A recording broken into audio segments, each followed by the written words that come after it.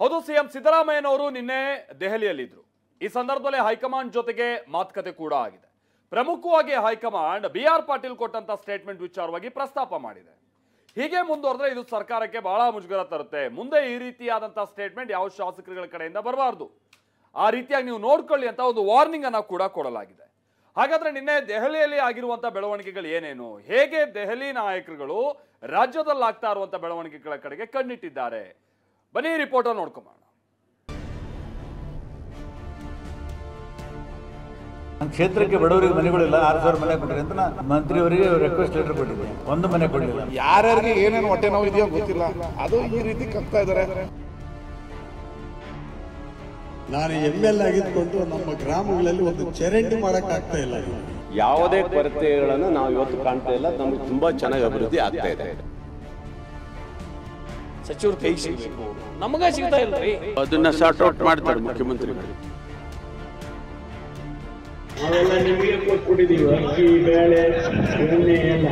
ತಮಾಷೆಗಾದ್ರೂ ಸತ್ಯ ಹೇಳಿದ್ರಲ್ಲ, ಅಷ್ಟು ಪ್ರಜ್ಞೆ ಇಲ್ಲ.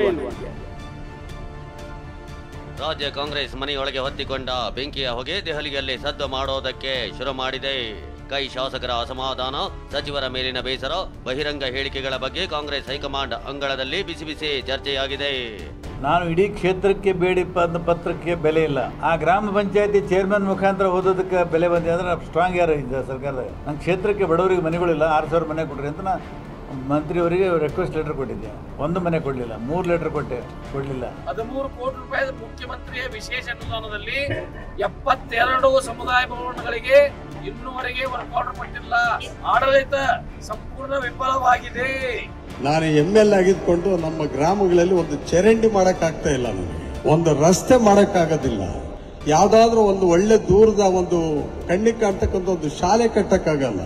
ಕೇಳಿದ್ರಲ್ಲ, ಶಾಸಕರು ಆಡ್ತಿರೋ ಇದೇ ಮಾತುಗಳು ಕಾಂಗ್ರೆಸ್ ಹೈಕಮಾಂಡ್ ಅಂಗಳಕ್ಕೆ ತಲುಪಿದೆ.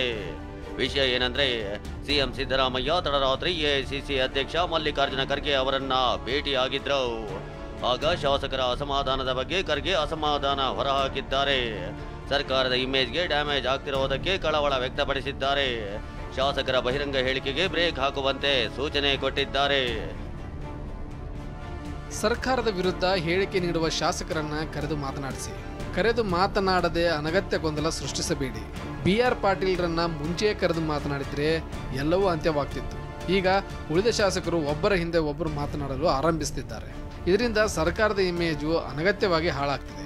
ಶೀಘ್ರವೇ ಉಸ್ತುವಾರಿಯಾದಂಥ ಸುರ್ಜೇವಾಲಾ ಅವರನ್ನ ಕಳಿಸಿಕೊಡ್ತೇನೆ, ಗೊಂದಲ ಸೃಷ್ಟಿಯಾಗದಂತೆ ನೋಡ್ಕೊಳ್ಳಿ. ಖರ್ಗೆ ಭೇಟಿ ಬಳಿಕ ಸಿಎಂ ಹಾಗೂ ಸಚಿವ Mahadevappa, Satish Jarkiholi, KJ George, AICC ಪ್ರಧಾನ ಕಾರ್ಯದರ್ಶಿ KC ವೇಣುಗೋಪಾಲ್ರನ್ನ ಭೇಟಿಯಾಗಿದ್ರು. ಈ ಭೇಟಿ ವೇಳೆಯೂ ಶಾಸಕರ ಬಗ್ಗೆ ಮಾತುಕತೆ ನಡೆದಿದೆ. ಶಾಸಕರ ಬೇಸರಕ್ಕೆ ಮುಲಾಮು ಹಚ್ಚಲು ಮುಂದಾದ ಕೈ ಹೈಕಮಾಂಡ್. ಸಿಎಂ ಜೊತೆಗಿನ ಚರ್ಚೆ ಬಳಿಕ ಕಾಂಗ್ರೆಸ್ ಹೈಕಮಾಂಡ್ ಅಲರ್ಟ್ ಆಗಿದೆ. ಈ ಕಾರಣಕ್ಕೆ ಮುಂದಿನ ವಾರ ರಾಜ್ಯ ಕಾಂಗ್ರೆಸ್ ಉಸ್ತುವಾರಿ ರಣದೀಪ್ ಸಿಂಗ್ ಸುರ್ಜೇವಾಲಾ ರಾಜ್ಯಕ್ಕೆ ಕಳಿಸಿಕೊಡ್ತಾ ಇದೆ. ರಾಜ್ಯಕ್ಕೆ ಬರುವ ಸುರ್ಜೇವಾಲಾ ಪಕ್ಷದ ಪದಾಧಿಕಾರಿಗಳು, ಮಂತ್ರಿಗಳ ಜೊತೆ ಪ್ರತ್ಯೇಕ ಸಭೆ ಮಾಡೋ ಸಾಧ್ಯತೆ ಇದೆ. ಈ ಮೂಲಕ ಸುರ್ಜೇವಾಲಾ ಪಕ್ಷದೊಳಗಿನ ಆಂತರಿಕ ಸಮಸ್ಯೆಗೆ ಮಧ್ಯೆರಿಯೋ ಯತ್ನ ಮಾಡಲಿದ್ದಾರೆ.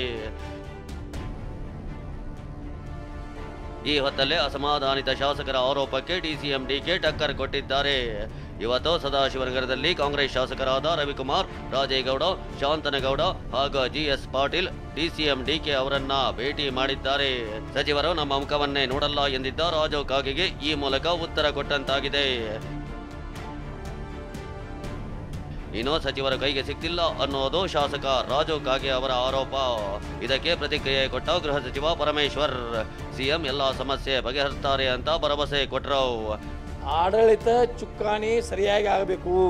ಎಲ್ಲ ಕೆಲಸಗಳು MLA ಅಷ್ಟೇ, ಸಾರ್ವಜನಿಕರದ್ದು, ಜನಸಾಮಾನ್ಯದು ಕೆಲಸ ಇಮಿಡಿಯೇಟ್ ಆಗಬೇಕು.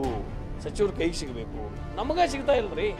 ಇರ್ಬೋದು, ಅವ್ರಿಗೆ ವೈಯಕ್ತಿಕವಾಗಿ ಅವ್ರಿಗೇನಾದರೂ ಆ ರೀತಿ ತೊಂದರೆ ಆಗಿರ್ಬೋದು, ನನಗಿಲ್ಲ ಅಂತಿಲ್ಲ. ಯಾಕೆಂದರೆ ಅವರೇ ಹೇಳಿದ ಮೇಲೆ ಅದನ್ನು ನಾವು ಒಪ್ಪಬೇಕಲ್ಲ. ಸೊ ಅದನ್ನು ಸಾರ್ಟ್ ಔಟ್ ಮಾಡ್ತಾರೆ ಮುಖ್ಯಮಂತ್ರಿಗಳು. ಇಷ್ಟೇ ಅಲ್ಲ, ಸಚಿವ ಡಾಕ್ಟರ್ G ಪರಮೇಶ್ವರ್ ಬಾದಾಮಿಯಲ್ಲಿ ಅಭಿವೃದ್ಧಿ ಬಗ್ಗೆ ಆಡಿದ್ದ ಮಾತು ಕೂಡ ರಾಜ್ಯ ರಾಜಕಾರಣದಲ್ಲಿ ಸಂಚಲನ ಸೃಷ್ಟಿಸಿತ್ತು. ಕೇಂದ್ರಕ್ಕೆ ಹಣ ಕೇಳಬೇಕು ಅನ್ನೋ ಮಾತನ್ನ ಒತ್ತಿ ಹೇಳಿದ್ದ ಪರಮೇಶ್ವರ್, ತಮಾಷೆಗೆ ಸಿದ್ದರಾಮಯ್ಯ ಹತ್ತಿರ ದುಡ್ಡಿಲ್ಲ ಎಂದಿದ್ರು. ಈ ಮಾತಿಗೆ ಬಿಜೆಪಿ ಸಂಸದ ಬಸವರಾಜ ಬೊಮ್ಮಾಯಿ ಲೇವಡಿ ಮಾಡಿದ್ದಾರೆ. ತಮಾಷೆಗಾದ್ರೂ ಸತ್ಯ ಹೇಳಿದ್ರಿ ಅಂತ ಗುಡುಗಿದ್ದಾರೆ. ಬಿಜೆಪಿಗರ ಈ ಆರೋಪ ಪರಮೇಶ್ವರ್ ಅವರನ್ನ ಕೆರಳುವಂತೆ ಮಾಡಿದೆ. ನಾವೆಲ್ಲ ನಿಮಗೆ ಕೊಟ್ಬಿಟ್ಟಿದೀವಿ, ಅಕ್ಕಿ ಬೇಳೆ ಎಣ್ಣೆ ಎಲ್ಲ, ಎಣ್ಣೆನೂ ಕೊಟ್ಬಿಟ್ಟಿದೀವಿ. ಇಲ್ಲೇ ಅವರಲ್ಲ ಎಣ್ಣೆ. ನಾನು ಒಂದು ರೀತಿಯಲ್ಲಿ ಪರಮೇಶ್ವರ್ ಅವರಿಗೆ ಅಭಿನಂದನೆ ಸಲ್ಲಿಸ್ತೀನಿ. ತಮಾಷೆಗಾದರೂ ಸತ್ಯ ಹೇಳಿದಾರಲ್ಲಪ್ಪ, ತಮಾಷೆ ಇದ್ದರೂ ಸತ್ಯ ಇದೆ, ಅದನ್ನು ಹೇಳುವಂಥ ಕೆಲಸ ಪರಮೇಶ್ವರ್ ಮಾಡಿದ್ದಾರೆ.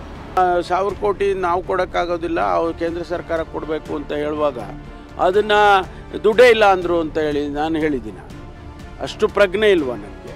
ಒಟ್ಟಾರೆ ಕಾಂಗ್ರೆಸ್ ಹೈಕಮಾಂಡ್ ಶಾಸಕರ ಅಸಮಾಧಾನ ವಿಚಾರಕ್ಕೆ ಎಂಟ್ರಿ ಕೊಟ್ಟಿದೆ. ಆದಷ್ಟು ಬೇಗ ಎಲ್ಲ ಶಾಸಕರ ಸಮಸ್ಯೆಗಳಿಗೆ ಮುಲಾಮು ಹಚ್ಚಾರ ಕಾದು ನೋಡಬೇಕಿದೆ. ಮಹೇಶ್, TV9 ನವದೆಹಲಿ.